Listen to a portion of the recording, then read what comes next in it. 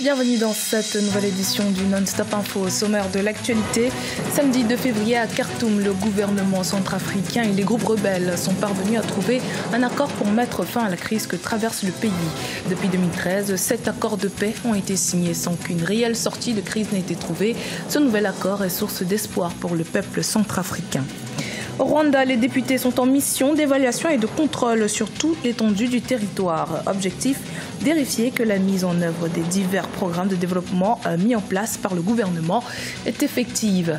Et puis, l'Organisation africaine de la propriété intellectuelle récompensera l'ingéniosité africaine lors de la deuxième édition des Awards de l'OAPI, le 13 avril 2019 à Abidjan, en Côte d'Ivoire. L'événement vise notamment à valoriser les entreprises des États membres de l'organisation. Mais tout d'abord, la 5e session ordinaire de la conférence des chefs d'État du G5 Sahel s'ouvre ce mardi 5 février à Ouagadougou, au Burkina Faso.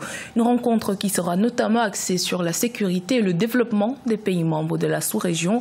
À noter qu'à l'issue de cette rencontre, le Burkina Faso prendra la présidence en exercice du G5 Sahel pour une année. Le président burkinabé Roch-Marc Christian Kaboré remplacera ainsi son homologue nigérien Mahamadou Issoufou. La rencontre de Khartoum au Soudan visant à ramener la paix en Centrafrique s'est conclue sur une note positive. Samedi 2 février, un accord de paix a été trouvé entre le gouvernement centrafricain et 14 groupes armés. Les négociations qui ont eu lieu sous l'égide de l'Union africaine sont en cours de peaufinement, selon Smaïl Chergui, le commissaire de l'Union africaine à la paix et la sécurité. Les précisions de Nelly Ebessa. Les pourparlers de Khartoum, entamés le 24 janvier 2019 entre le gouvernement centrafricain et 14 groupes armés, ont abouti à un accord de paix, un consensus qui s'inscrit sur la voie de la réconciliation, la concorde et du développement du peuple centrafricain. Dans le détail, le gouvernement a refusé une amnistie des chefs de guerre, dont plusieurs sont sous sanction onusienne. Les groupes armés, par ailleurs, ont demandé un gouvernement de sortie de crise élargi aux groupes armés, à l'opposition et à la société civile. La notion de gouvernement d'union nationale a été substituée par le gouvernement inclusif. De quel gouvernement parlons-nous? Dans le gouvernement, il y a déjà les Sénégalais qui, depuis 2 ans, gouvernent avec les autorités élues. Aujourd'hui, même si l'amnistie doit être accordée, il faut passer par l'Assemblée. Pour les spécialistes, l'accord de paix trouvé à Khartoum est un consensus à minima qui ne traite pas des vrais obstacles à la paix durable en Centrafrique. Les protagonistes devraient plutôt s'appesantir sur la gestion de 90% du territoire par les groupes armés, les réfugiés engendrés par la crise et la mise en place de couloirs humanitaires dans les zones sous gestion des rebelles, facilitant ainsi le travail des humanitaires. C'est plutôt un accord qui est basé sur un jeu de mots avec M-A-U-X. Cet accord ne parle pas d'amnistie, mais plutôt de non-poursuite, ne parle pas de désarmement en tant que tel, mais plutôt de patrouille mixte. Pour le moment, je crois que la majorité des Centrafricains restent sur leur faim. S'il est ratifié dans les prochains jours, l'accord de paix de Khartoum sera le 8e accord que connaît la Centrafrique depuis le début du conflit en 2013. Selon les observateurs, le contenu et la mise en application de cet accord de paix seront observés par les populations, la société civile, le gouvernement et les 14 groupes armés. En République démocratique du Congo, le nouveau président Félix Tshisekedi a tenu le 1er février sa première réunion interinstitutionnelle. Étaient réunis autour de lui les représentants du Parlement, du gouvernement, de la justice et de la CENI. Reportage notre correspondant Jacques Mboka. S'imprégner de l'état de la nation et donner de nouvelles orientations aux animateurs des institutions du pays. C'est l'objet de la première réunion interinstitutionnelle tenue ce vendredi 1er février sous la direction de Félix Tshisekedi, président de la République. Au niveau du gouvernement, il a été analysé le point sur la nécessité de la prise de mesures urgentes à impact visible sur le quotidien de la population, la nécessité de certaines mesures conservatoires prises par la présidence de la République en matière de dépenses des établissements et des entreprises publiques. Le processus électoral a aussi été abordé au cours de cette réunion.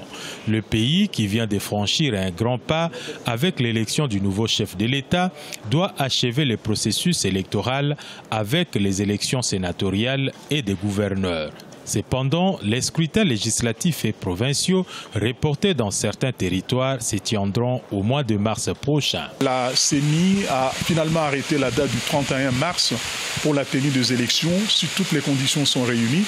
Les conditions sont liées aux aspects sécuritaires, mais aussi aux aspects sanitaires. Notons par ailleurs que dans la matinée du vendredi 1er février, le chef de l'État a reçu le rapport de la présentation de la situation des forces armées de la République démocratique du Congo, les besoins des états-majors, la situation des troupes, les percées dans la lutte contre les forces négatives. Tout a été présenté au chef suprême des armées, Félix Tshisekedi, qui a encouragé les officiers dans leur mission de défendre l'intégrité du territoire national. Le nouveau président Félix Tshisekedi, qui après une série de réunions à Kinshasa, va entamer une mini-tournée régionale à partir de ce mardi 5 février. Mardi, il se rendra à Luanda pour un entretien avec son homologue angolais Lourenço. Mercredi, c'est un entretien avec son homologue Uhuru Kenyatta qui est prévu à Nairobi. Son programme prévoit comme point de chute Brazzaville pour un échange avec le président Denis Sassou Nguesso. Depuis un mois, les députés rwandais effectuent des visites dans tous les villages du territoire pour évaluer la mise en œuvre des programmes de développement mis en place par le gouvernement. Il s'agit principalement de voir si les citoyens ont accès aux services de santé, de l'eau potable, de l'électricité ou encore si les enfants sont scolarisés.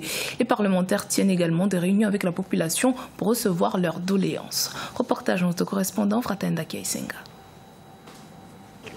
Le programme d'évaluation parlementaire de tous les secteurs administratifs du Rwanda a commencé le 5 janvier et prendra fin le 15 février 2019. Pendant plus de 2 mois, les députés vont évaluer le niveau de mise en œuvre des programmes de développement afin de faire des recommandations au gouvernement. Cette fois-ci, nous visitons les centres de commerce. Nous voulons savoir s'il y a toutes les infrastructures nécessaires pour permettre aux citoyens d'accéder aux services bancaires, par exemple, ou si la technologie est utilisée dans l'octroi des services, mais principalement si les règles d'hygiène sont respectées et s'il y a des centres de santé. Dans le district de Musanze, au nord du Rwanda, une équipe des parlementaires a visité un centre de développement de la petite enfance, un centre de santé et plusieurs activités économiques dans le centre commercial de Usogo. À la fin de leur visite d'évaluation, l'occasion a été donnée aux habitants de présenter leurs doléances. Nous sommes très contents de recevoir nos députés. Moi, je n'avais jamais vu ça. Cela nous encourage de voir nos dirigeants nous approcher. Par exemple, nous avons ici un problème d'érosion causé par une mauvaise canalisation de l'eau de pluie qui vient des montagnes et il y a une solution à ça. Les députés nous ont promis de le plaidoyer en notre faveur. Selon le rapport de la 5e enquête intégrée sur les conditions de vie des ménages publié en décembre 2018, le Rwanda a connu un minime changement du taux de pauvreté depuis 2014. Selon les autorités rwandaises, il faudrait résoudre le problème de la mise en œuvre effective des programmes de développement. La capitale économique ivoirienne accueillera le 13 avril 2019 la 2e édition des Awards de l'OAPI, placée sous le thème « Protège ta marque et démarque-toi de la concurrence ». Sera en compétition des entreprises qui détiennent des marques de produits et de services créées, protégées et exploitées dans les 17 pays membres de l'organisation. Corinne Kamse.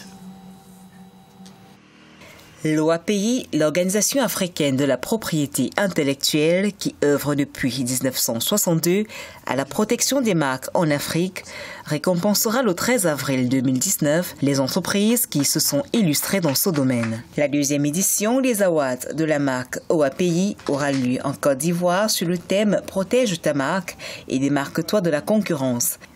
Ces awards sont entre autres une vitrine pour les jeunes entreprises en quête de notoriété. Les entreprises retenues vont bénéficier d'un accompagnement technique.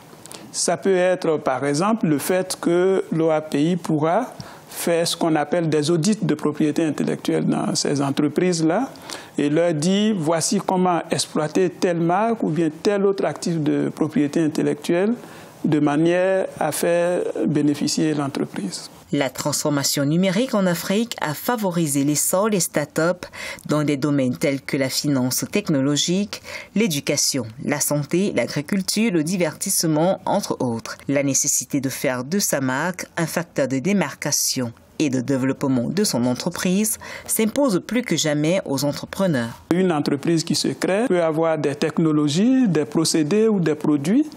Dans ce cas-là, l'OAPI va protéger par un brevet d'invention ces procédés.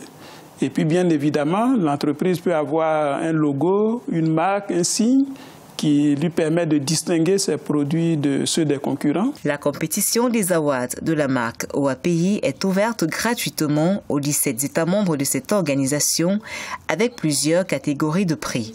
Les inscriptions qui ont commencé le 7 janvier 2019 prennent fin le 15 février 2019. C'était le journal de la rédaction. Merci de votre fidélité. Dans un instant, une nouvelle édition de l'actualité sur Africa 24.